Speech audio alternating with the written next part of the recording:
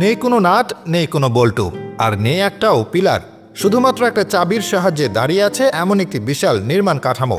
বলুন তো কি হতে পারে এটি? বাংলা হোক আর হিন্দি, কলকাতা নিয়ে তৈরি হওয়া প্রায় সব সিনেমাতেই এই দৃশ্যটা দেখতে পাওয়া যায়। কলকাতার সিনেমা হলে এই দৃশ্যটা না থাকলে যেন সিনেমাটা অসম্পূর্ণই থেকে যায়। এই বিখ্যাত সেতুটি দিনে দুপুর 12টায় এবং রাত 12টায় কিছুক্ষণের জন্য বন্ধ থাকে। কিন্তু কেন এমনটা করা হয়? বলছিলাম কলকাতার হাওড়া ব্রিজের কথা। কলকাতার এই স্থাপত্য দেখতে বাইরে থেকে বহু মানুষই আসেন, এমনকি কলকাতা রিলেটেড কোনো সিনেমাতে হাওড়া ব্রিজ থাকবে না এমনটা হতেই পারে না। ব্রিজটি তৈরি হওয়া থেকে আজও একই রকম ভাবে দাঁড়িয়ে রয়েছে গঙ্গার উপর। ইতিহাসে পাওয়া যায় আজকের হাওড়া ব্রিজ যেখানে দাঁড়িয়ে রয়েছে সেখানে একটি পুরনো সেতু ছিল, যাকে বাংলার মানুষ পুরনো ব্রিজ বলে জানেন। সেই সেতুর জায়গায় 1874 সালের 17 অক্টোবর শুরু হয়েছিল এই হাওড়া ব্রিজের নির্মাণ। 1855 থেকে 56 সালে ব্রিটিশ প্রশাসন প্রথম একটি সেতু তৈরির কথা ভেবেছিলেন। সেই মতো তৈরি হয়েছিল কমিটিও। সে সময় নদীর দুপারে জাঁকিয়ে বসেছিল ইংরেজরা।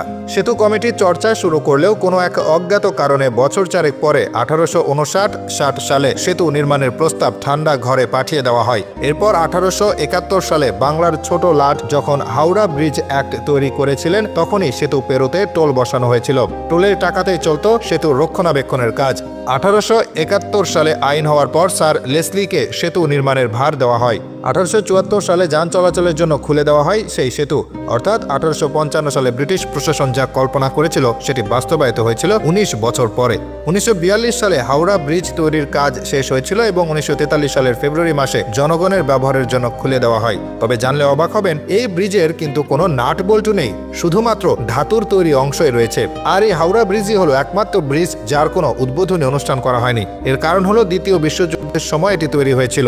আবার দ্বিতীয় বিশ্বযুদ্ধের সময় এই ব্রিজকে নষ্ট করতে এতে বোমা মেরেছিল জাপান, কিন্তু এতে কোনো ক্ষতি করতে পারেনি তারা। আবার এও শোনা যায় এই ব্রিজ তৈরি করার সময় এক ইঞ্জিনিয়ার নাকি ভবিষ্যৎবাণী করে গিয়েছিলেন এই ব্রিজ ঠিক 12টার সময় ভেঙে পড়বে। তবে রাত নাকি সকাল সেসব বিষয়ে তিনি কিছুই বলেননি। এ বিষয়ে কোনো বৈজ্ঞানিক ব্যাখ্যা না পাওয়া গেলেও সেই প্রথম থেকেই দুপুর এবং রাত 12টায় ব্রিজটিকে 4 মিনিটের জন্য বন্ধ করে রাখা হয়। যদিও ইতিমধ্যে ব্রিজে মরিচা ধরতে শুরু করেছে, যার প্রধান কারণ পানের পিক এবং পশু পাখিদের মলমূত্র।